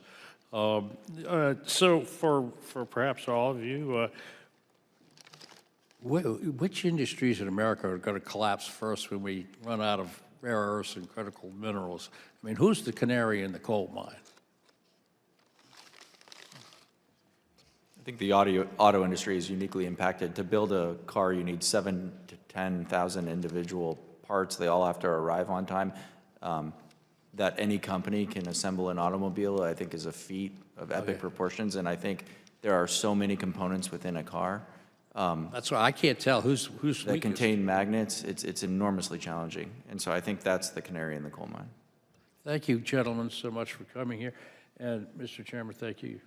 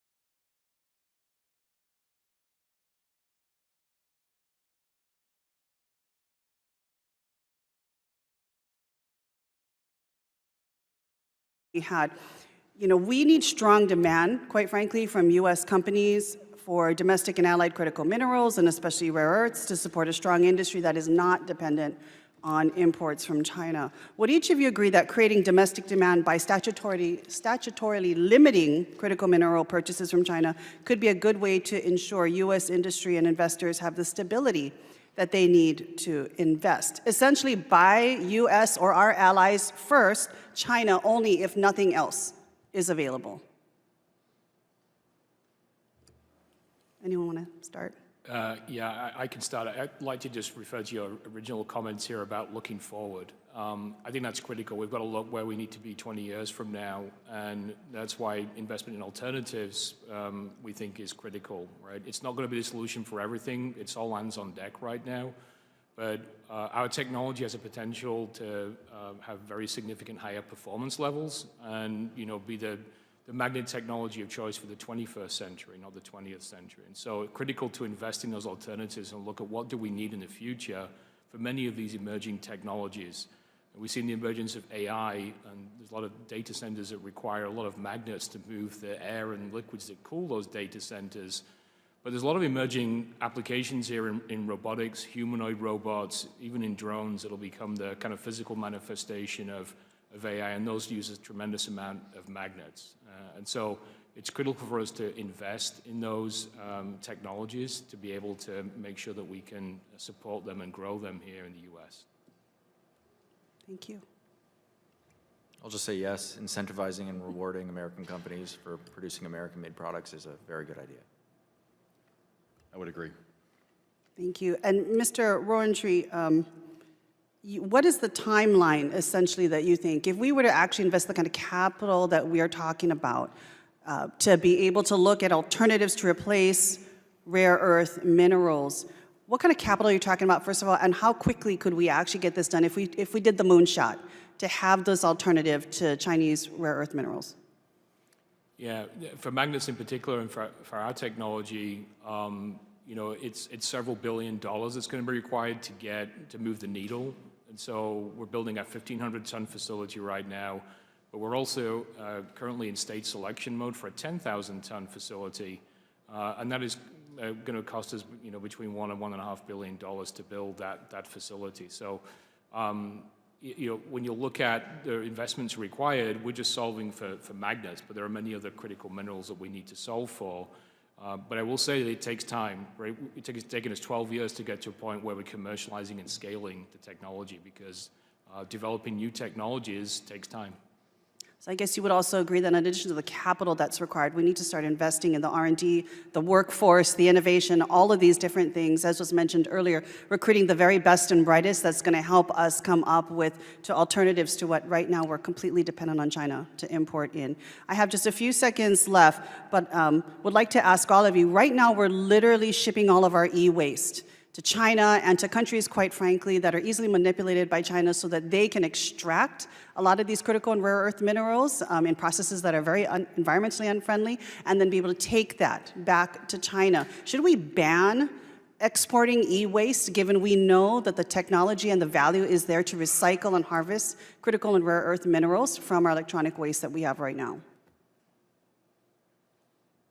Is this a potential strategy? Are we literally shipping off critical and rare earth minerals to China, given that we really don't have a robust recycling mechanism here in the States? Yeah, so I think this is one of the other alternatives that has to be looked at and explored and supported. There are companies out there trying to do that, but there are challenges with separating post-consumer recycled content to separate those minerals, as you mentioned. So I think they need to be explored, and part of the innovation support you mentioned, they need to be looked at as one other potential solution here to limit our dependence on China. But would you not agree that at least for now, minusing the technology and the processing facilities, we are literally shipping out from this country critical and rare earth minerals back to China or many of their, their friends and allies that ultimately will allow them to recoup even more of the critical and rare earth mineral market? Yeah, so I think there's definitely opportunity. There are companies out there that are already starting to look at this, but they need to be supported. I don't think they have all the solutions and have scaled yet, and that's, again, back to the investment needed to be able to do that. I would agree, and I'd add that the pricing for that, like black mass, is actually controlled by China as well. So they control the demand, they control the supply, and it makes it difficult for companies with innovative technologies in the U.S., even in Europe, to actually compete because the price floor is so low. Okay, thank you, Mr. Chair. Thank you. Representative Hinson. Thank you, Mr. Chairman. Thank you to our witnesses for being here today. We have heard loud and clear that the CCP really uses their pressure tactics to take advantage of and manipulate certain markets using a lot of illicit means to do that, and they are able to dominate in those spaces because the playing field is not level. We saw what happened during COVID. That really, I think, spotlighted our over-reliance on China, specifically with the supply chain and what that did to affordability for American consumers, and that's really, I think, our focus going forward as we talk about critical minerals and how many things they're in. We talk about how is that affordable for consumers, and I think the CCP's goal is understanding those and how geopolitical they are in nature and how they fit into the bigger strategy that we're playing here. I think it is apparent that we cannot let their dominance grow further, and that's why I think these conversations about how we level the playing field, what we do strategy-wise going forward are so critical. So what I want to talk about today is how they've been able to do this, how they've been able to aggressively undercut not only the prices, but dominate foreign markets. And we've seen them use that playbook specifically in the auto industry. Can you discuss maybe, Mr. Slauster, the ways in which they are using their undue influence and unfair practices to dominate those critical mineral supply chains, to impose the leverage over industries like the automotive industry? We saw that play out during COVID. We've seen a little recovery in the last few years, but how has that played out? And then using that as an example, specifically in the auto industry, how can we maintain affordability for American consumers as we're looking to maybe shift around our supply chains to not be so reliant on China? Yeah, it's a really important point. I think the interesting thing, certainly about like rare earth magnetics, is relative to the total bill of materials on a car, it's a very insignificant portion. The cost, the bill of materials for the actual rare earth magnets inside an automobile, it's very small. But you can't build the car if you don't have the magnets. And think about what's happening today. In order to secure your magnet supply chain, and you're an automotive company, you're having to apply for a license, and you hope it gets approved. And you hope it gets approved so that you can keep your auto plant running. So think about the coercive effect of that. What do you think those companies have in the back of their minds when they're deciding where to build their next generation product right now, literally right now? Where should we site that plant? This is why having this sort of control is coercive and kind of seeps into the decisions of all of really corporate America, and I think that's why this is such a critical issue. As I said in my prepared testimony, this industry is small. It's tens of billions of dollars, but there's trillions of economic activity downstream that it impacts, and that's why this issue just has to be taken off the table. Yeah. Given their price manipulation and, of course, global dominance in critical mineral supply chain, do you think that Chinese auto manufacturers pose an existential threat to our American manufacturers because they have the control over these mechanisms? Well, I think China has very astutely recognized that the rare earth industry, while it may be a small industry, is absolutely vital to competitiveness in the downstream industries of the future, not just cars. One thing we talk about a lot is physical AI, robotics. Robotics are probably going to be the largest industry the world has ever seen. All of the motion in a robot is rare earth magnet actuators. It's not just the products of today, but it's the products of tomorrow. And absolutely, if you control the upstream supply chain, you can become enormously competitive and dominant downstream. And just look at Europe's auto market today and how many Chinese cars are sold in Europe today. Yeah. And I think it's no accident that that's happened. So I think I know your answer probably to this next one then. Should we allow Chinese manufacturers to make their cars here? Should we allow them to develop batteries and advance that supply chain here in the United States? You know, I'm going to keep my comments isolated to the rare earth supply chain, but that does not sound like a great outcome to me, no. Yeah, that's what I thought. Okay, so we know that our allies, you talk about Europe, they didn't do enough to thwart the threat of China's dominance in rare earths. We filed a World Trade Organization complaint only that caused China, of course, to shift their tactics in this space. So they've always found ways to kind of dodge and go around it, but thankfully we're seeing some pushback there from the Trump administration. We know China was also able to dominate the lithium industry specifically in a very short time span, and if it took, as we know, less than a decade to really control such a pivotal part of the supply chain, what would you say, Mr. Evans, is the next thing that we need to address now, right? I think my colleague talked about looking ahead and playing the long game here. Is there any place that's kind of a blind spot for us outside of lithium that we need to be looking at to get ahead of this? I can't comment as much about minerals outside of lithium, but I think there are other examples that are on the critical minerals list that came out that are all important, you know, whether they be related to some of the gallium and others that are used in small quantities. I don't know if all those are getting the same attention. Antimony, there's a variety. Again, it has to be a holistic look, even with our neighbors like Canada and other allied nations.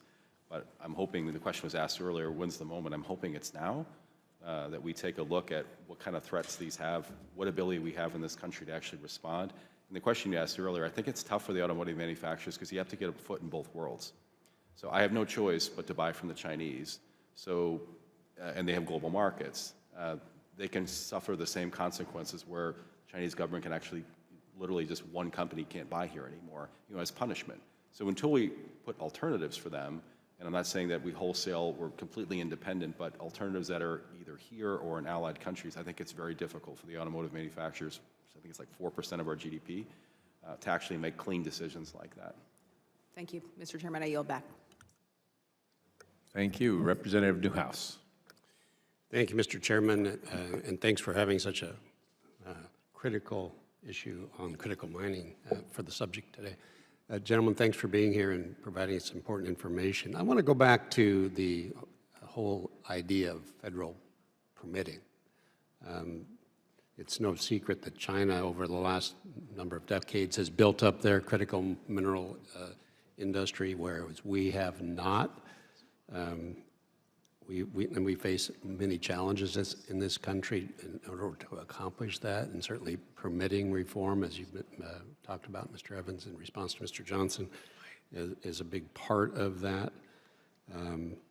So I'm thinking that this is good timing to bring this issue up, because we're looking at, in Congress right now, addressing some of the critical aspects of building out infrastructure, and that could mean a long list of different things, and certainly mining is part of that. So I'm glad we're talking about that today.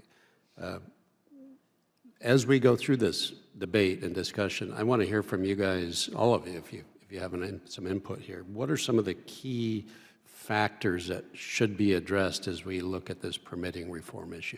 What would be the most helpful in your space? Putting at least aspirational, but hopefully more firm time limits on things, the formal permitting process, and I also think the same around the appeals process. Again, it rolls down to sometimes who the federal judge is, whether they're going to allow more folks into the trial itself. It's very unpredictable. There is a process that was been made by the first Trump administration for a year for a record of decision. It's difficult, partly because actually it's difficult to find folks. We're in Nevada. Nevada's a great state to operate in. It's a mining state, and we're proud of that. But in other states, you perhaps don't have the same experience nor the amount of staff to actually get that done. I think as well, you can work with private companies where they can assist actually through the permitting process with actually more help for the federal government in terms of outside resources that they need to actually move things forward. And I think once you get to a point where there's a decision and there's an appeal, there has to be some sort of time limit on that as well. I could have been in construction a year and a half ago. Between the manipulation of price and driving it down, the lengthy process we had to go through appeals where private capital is afraid to come off the sideline, and even legislation we have here, the loan can't even be closed and drawn until you have no more litigation. And it's all compounds and slows things down. And in unfortunate cases with some companies, it bankrupts them. Yeah, which, like you said, is the goal on some of these people's parts. Anybody else? I think in these industries, permitting does need to move more quickly and ideally at the speed of national security. There are national security implications. I think due process is important. Not all projects, not all mines belong in all areas. That's a reality. I agree with my colleague here that if you put timestamps on a process to allow that to happen, I think that's hugely helpful. But I just want to highlight too that there are very high standard projects. A lot of people are surprised when I tell them the second largest rare earth mine in the world is in the state of California that we operate in an incredibly environmentally responsible way. I'm very proud of that. It is very possible. And I think that's what everyone should keep in mind. There is a way to do this responsibly, and we just have to figure out how do we get there more quickly. Yeah, good deal. Mr. Roundtree. Yeah, I think this is another benefit of alternative technologies. We're fortunate because we're using iron and nitrogen. The processes that we use enable us to make magnets more sustainably than rare earth magnets. And so we're not quite as constrained on the permitting side, but at scale, yes, we will be, we will need help on permitting, right? And I think having a clear timeline, clear processes that allow certainty or more certainty, right, that things will move forward at the right required speed to address this are going to be important. Good, good.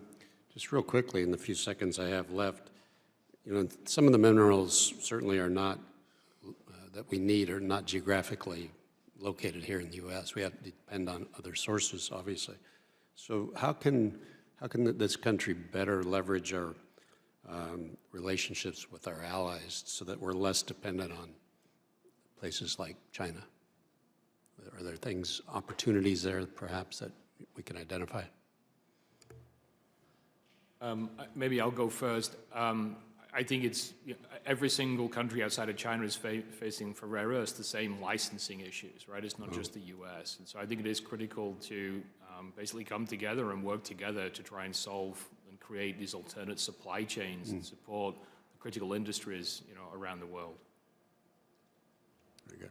Yes, I know we've had recent discussions with Australia, and Australia has actually suffered the same fate with their nickel industry, even their lithium industry, with dumping in China, because they send the raw materials in, and unfortunately there's not really processing capabilities in Australia. Canada is another country that we've done a lot of work with. We can continue, or their neighbors next door, and they're rich in some of the minerals that we don't have here as well. Even countries, even the European Union, I don't know what their mining regime is like there as well, but in Scandinavia and other places are actually good deposits of actually critical minerals as well.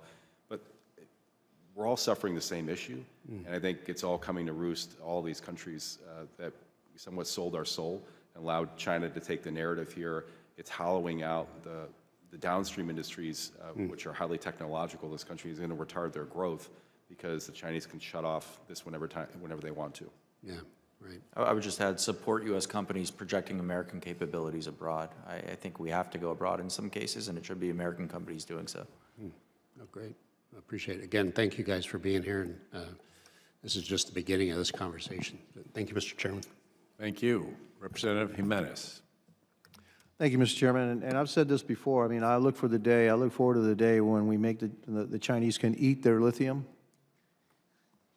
And so I don't think that we're chasing tails there. I don't think we're ever going to get to the point that we're going to be able to compete with the Chinese on the rare earth issue. I really don't. I mean, I just think that if we even try, they'll take steps to make sure that it fails. They'll embargo us or whatever, and then we'll cry uncle, and that's it. So I'm more focused on alternatives and investing in alternatives. Are there alternatives to these rare earths today? Or are there alternatives to these rare earth materials and the uses for them, you can see on the horizon? And then Mr. Roundtree, if you can answer that, I appreciate it. Yeah, I think, we developed our technology, over 12 years to really solve the challenge with rare earth magnets, right? So this is a new type of magnet technology. It's the first new magnetic material being commercialized in 30 years. There are other alternatives that need to be developed and invested in and found, but it's not necessarily going to be a quick solution to this. Right. But we have to invest now. We have to start that journey now. We're fortunate that the Department of Energy had the foresight to invest in Niron after the first world's rare earth crisis back in 2010-11, where a Japanese impounded a Chinese fishing trawler, and that was the first kind of signal how China would use rare earths really as an economic trade weapon. So yes, we need to invest in these alternatives now, but it is not going to be quick and easy. We're fortunate that for Niron, we're at a place where we've already gone from the gram to the ton scale, and now we're really scaling the technology. So we're at the in the right place at the right time with the right product to help solve for rare earth magnets. But there are other alternatives that need to be developed and innovated and invested in. Wouldn't it be cheaper just for us to go full blast on developing alternatives versus trying to catch the Chinese at this game? I think the Chinese are so far ahead, it's impossible for us to catch up. We need all of the above solutions to this right now, so we need to do all of the things that we've talked about here today, and more, because this is a crisis for the U.S. supply, but also for the West, and we have to work together to solve this as quickly as possible.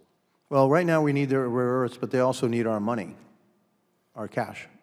And I've been saying here we need to decouple from China because I think we're funding the instrument of our demise every single day. Every dollar that we send over there is actually going to be used against us, and it is being used against us. What percentage of the rare earth market does the United States represent? We mine, what No. What percent of in other words, the processed end product, how much of it do we buy? What percentage of the world market do we need here for our purposes?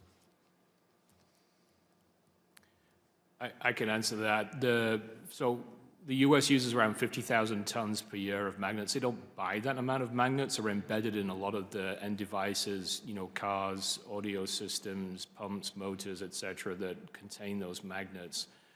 Today, it's around 300,000 tons of magnets globally, right? So it's around 15 to 20% of the world's rare earth magnets are being supplied into the U.S. in a variety of different end-use applications. How about the European Union? How much do they consume? It's a little bit less, but it's that kind of same 10,000. It's less, but it's quite significant.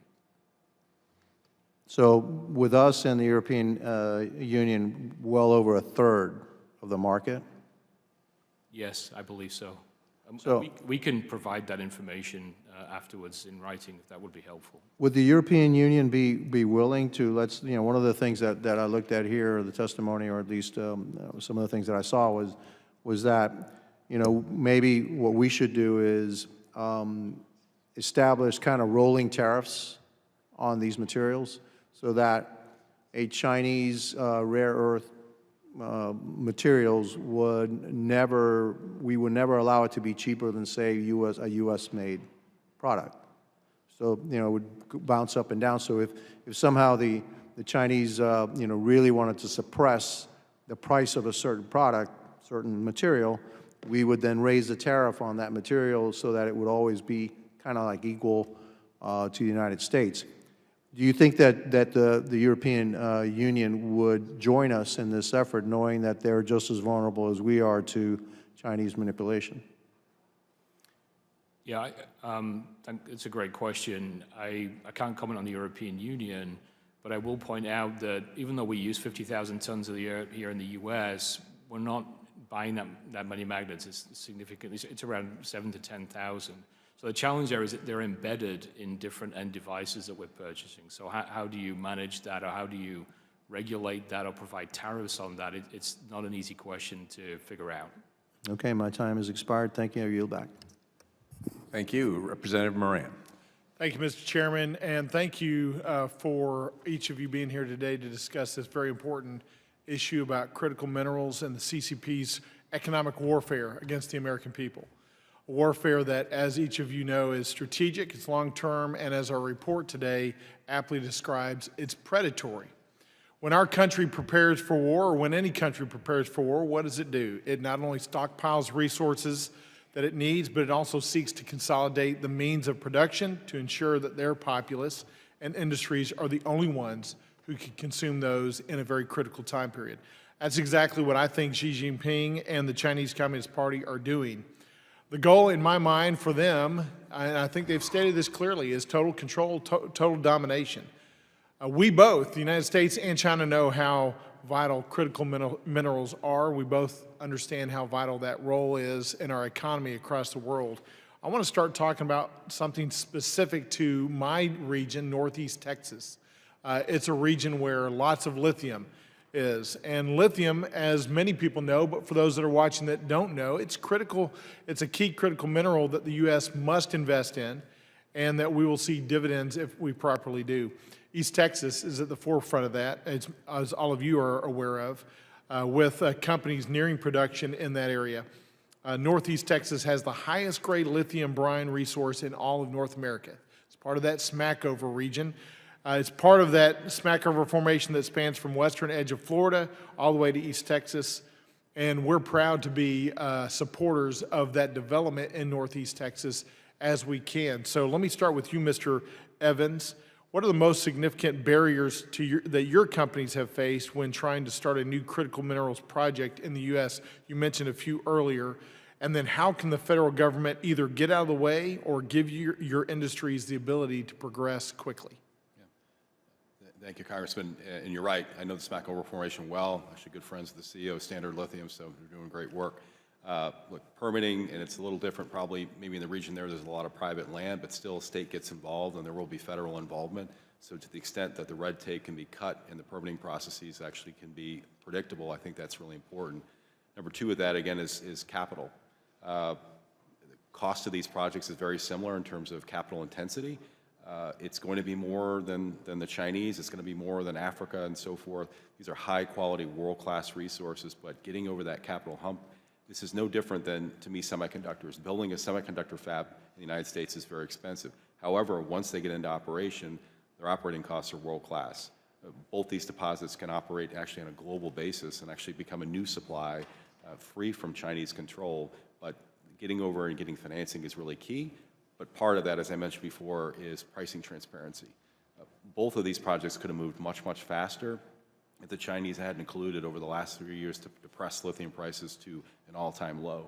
As I mentioned before, and actually the CEO of CATL actually even admitted, there was an active effort amongst the Chinese government and actually the largest battery suppliers to push the price of lithium actually well below their cost to run it. I know the deposit that they have in China, and they're claiming it's really great. If it was so great, they would have done it 10 years ago. It was an active effort actually to suppress projects like that and ours from actually growing.